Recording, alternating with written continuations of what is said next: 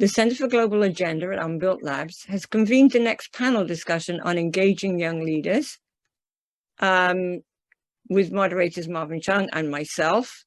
And we are pleased to welcome Inez Harker-Schuch, co-founder of the Planet Academy, as well as researcher and environmental scientist. Lowell, Clare, independent researcher and Unbuilt Labs alumni. And Samuel Kamau, founder of Ridhika and founder of the African Digital Service, who's also an Unbuilt Labs alumni. So thank you for joining us. Would all three of you like to introduce your work and how they intersect with the Sustainable Development Goals, climate literacy, and education, which I know you can all do extremely well. So thank you for joining us. And who'd like to start? That's mean of me to throw it out like that. I can go ahead if you like. Can you hear me? Okay, thank you, Inez. Yes. Firstly, thank you very much for organizing this. It's been very interesting so far. I feel like, stand on the shoulders of giants, and I can definitely pull so many of the other speakers into my arena as well. So I'm very passionate about climate literacy, and I would have to say that I wholeheartedly support what Ivy said, that we do have to consider the person and the conditions, and young leaders have to be educated enough. And that's where the problem really comes into, I think, in the idea of what is educated and what is educated enough. So I won't continue any further. I'm going to allow Lowell and perhaps Samuel to introduce themselves, and we can go from there.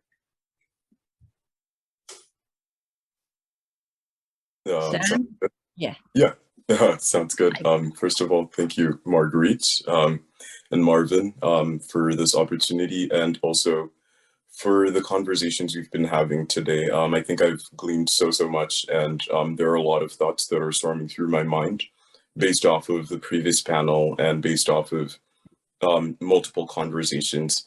So going off of what Inez mentioned, the question here really is, what is educated enough? How do we measure that? And that is some of the work we are looking at, or we are trying to approach with Ridhika. And then we also start to ask questions around research and bridging the gap between research and practice.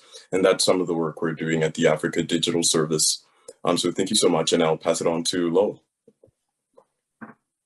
Oh, thank you. Thank you very much. Pardon me. It's a pleasure to be here. It's a pleasure and a privilege. I've enjoyed everybody's contributions, and it's really an honor to get to participate. My past work includes research in visual culture, landscape architecture, and sustainable urban development. These areas each touch on how we as human beings imagine ourselves in and use landscape, at the individual, urban, and regional scales. They also involve the role of representation in how we ideate and implement, I'm a little nervous, I'm sorry, how we ideate and implement design changes to the built environment, which I think dovetails quite nicely with a lot of what we have been talking about today. And now I'll hand it back to everybody else. I'm very excited to discuss. Oh, just to mention, you're not actually on screen. Maybe you want to just realign okay. yourself, because you're lovely and we want to see you. I'm not sure how to, let's see. There you are. Very good. Oh, okay. Sorry, I apologize. Hi, everybody. Okay, very good. So, yeah, if I could take a departure from the systems thinking that we were talking about earlier, I think that's really important. I think systems thinking, it allows us to, as we have with the SDGs, we've put the SDGs into a concept that we can understand. We can depart from those and we can interpret them. We can also interpret them regionally, culturally, internationally, nationally, in all these different ways. And I think that's very, very important. This idea of how we see ourselves, because climate and sustainable issues and climate literacy is different for everybody. Somebody who's living, let's say, in in America, you call them hurricanes. Elsewhere, they're called cyclones. In these areas, cyclones and hurricanes have a dimension that are associated with climate change. But for people in Europe, there is no association with that whatsoever. In fact, they don't realize that cyclones and hurricanes are one of the worst, environmental disasters that we will experience as their frequency and magnitude, increases. So it's often a cultural idea, and the idea of the living labs, I know, have this cultural dimension, this idea that what you've experienced socially, culturally is relevant to you, and seeing outside of that box is quite difficult. And I think when we look at climate literacy in general, and we're talking about engaging young leaders, and of course we've had some major inroads into that, certainly during my career, where we're looking at how we communicate these climate issues, how we communicate sustainability. And I think, very frequently, instead of actually looking at the system itself, we've been looking at fear appeals. We've been looking at impacts. We've been trying to get people emotional about the issue. And then we've been very upset when they have reacted emotionally to this problem. The communication efforts have all included these very strong emotive responses. We're all going to die. In almost every media outlet, when they're portraying climate change, they're talking about a hopeless future. And how should that possibly motivate young people to become engaged with the issue of climate change when they have the basic response of fight or flight? So I think one of the things we have to do is we have to remove the fear appeals out of the climate literacy arena. And I think we have to put more of a rationale into there. We have to explain the climate problem as a system and not discuss the impacts, but discuss the physical mechanisms that describe it before we start thinking about the anthropogenic change. So that's some of the things I'm thinking about. And I also think that this idea of education, which has been a constant theme throughout here, I think the idea of democratizing knowledge, we assume that knowledge is shared equally, and we assume that democracy is somehow something we have in our civil society that everybody has access to. But democracy only takes place when we all have information to the same quality of education. And if we don't have the same access, we do not have the same rights as citizens in order to express ourselves or vote or make decisions. And that, I think, is one of the underlying themes for all of the different topics we've had today. But it certainly is crucial when we're talking about climate change, engaging young leaders, and basically having, a fundamental hope for the future. Yes, Sam, I see you shaking your head. I mean, nodding. Did you have something you can add to that? Yeah.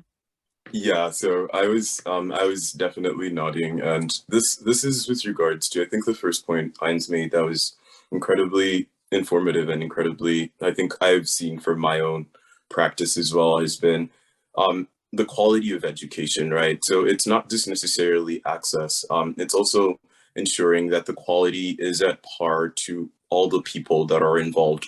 And this means not only making education resources accessible or putting posters up online and saying that courses are available online, because that is practical and that is true.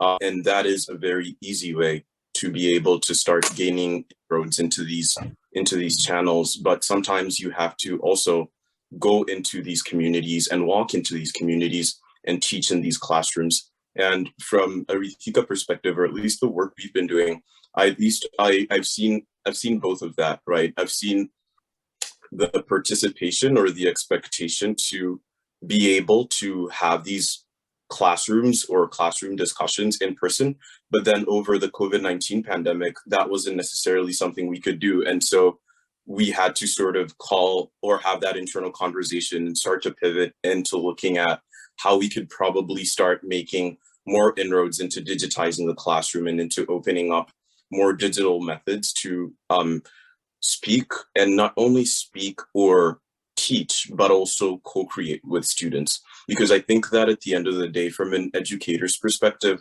the best role a teacher could play isn't necessarily one where they pontificate or lecture at the student. I think it's more of a role where we're co-learning and learning also how to express ourselves and learning how to learn also in that process in and of itself. So I just thought there was so much alignment with what Inez's thoughts were. And now with regards to specifically climate change and climate change messaging, I think that one of the other things is we have had, I believe, a lot of messaging that has been very focused on not necessarily awareness from a metrics perspective, but from an alarm perspective, which has been very important and very critical and necessary given the realities of how climate change is an important issue during these times.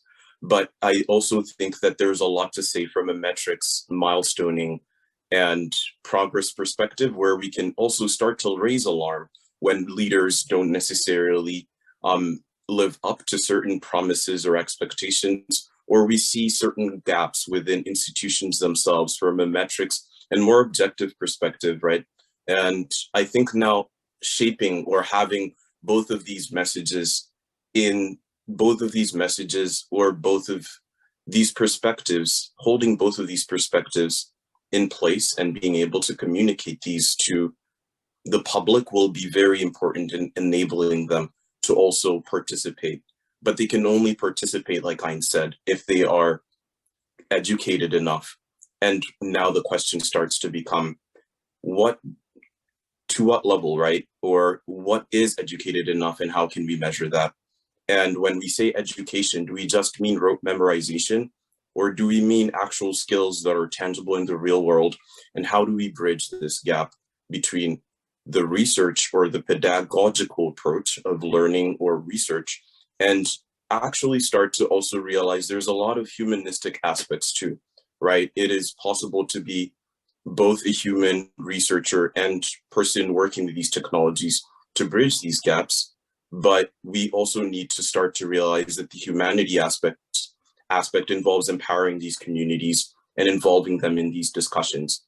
And so that's part of the work we're going to be doing with the Africa Digital Service, or we are starting to do. I think a lot of the work right now, or preliminary work though, has been based off of research and looking at not only research from an education or skill perspective, but also from an internet and digital technologies perspective, which is the reason that we are, which is, well, not the reason, but which is, well, yeah, I will say the reason, part of the reason why we are named the Africa Digital Service, right? So I will say that for now. I do have a lot of other thoughts, but I'd like to pass it on to Lowell and hear just about her wonderful research. First of all, I mean, Marvin has already mentioned this, but Lowell was part of the same cohort as I was in Unbuilt Labs, and her research has been greatly inspiring, at least to me. I have other interests in like urban planning, more from like a tangential and just observing perspective. And so it's really great to see some of these conversations by actual specialists and people who've researched these items. And so I'd just like to hear from her as well.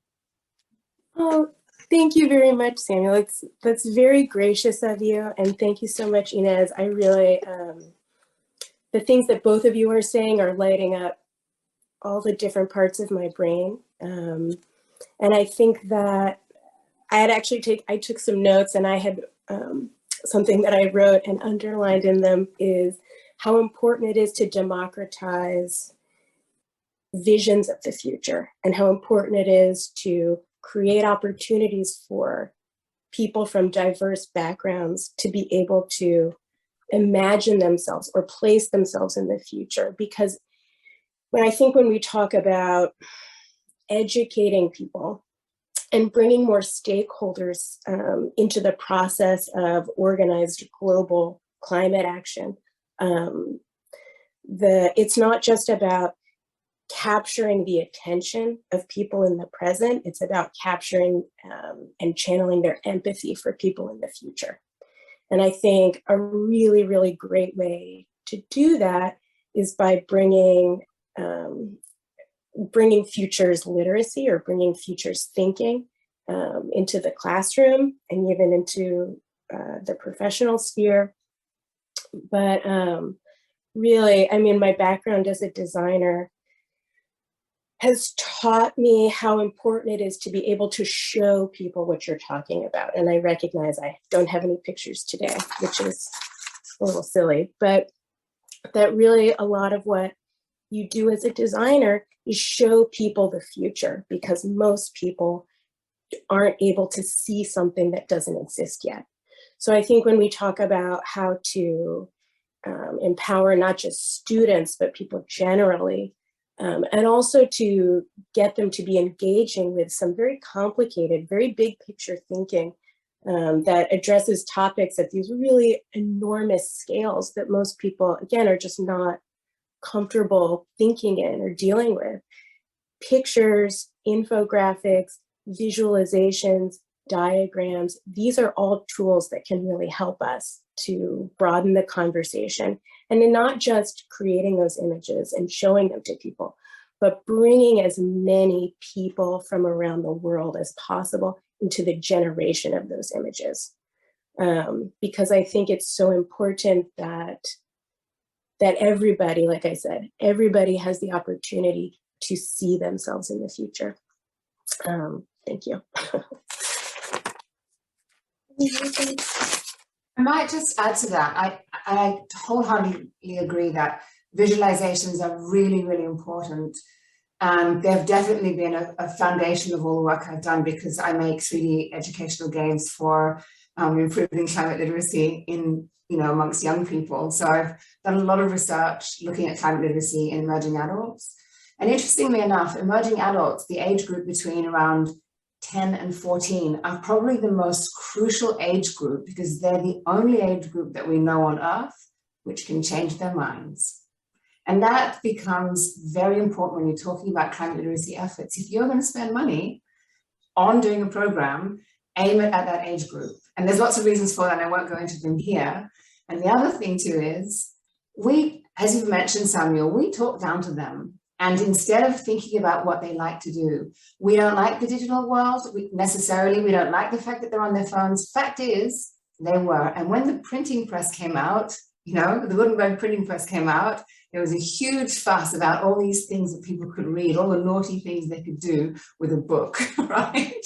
So we have exactly the same problem now. But games, when they're done really, really well, they could change the world. So visualizations, meeting people where they're at, whether they're 12 years old or they're, 59. I think that's one of the crucial things. And not looking at people like they're lazy or they're not engaged, but they want to, they've got their lives to live, I think is also very important. And what I really liked, I also have to say, one thing that Dennis mentioned was this idea of the economy. If you're a young person today and you are looking at the future and really recognizing the resource use and the limited resources we have, the future doesn't look that bright. So we do have to offer alternative futures, including, steady state economics or whatever those ones that are out there, different ideas and different futures thinking, and resilience building. I think that becomes, really cool.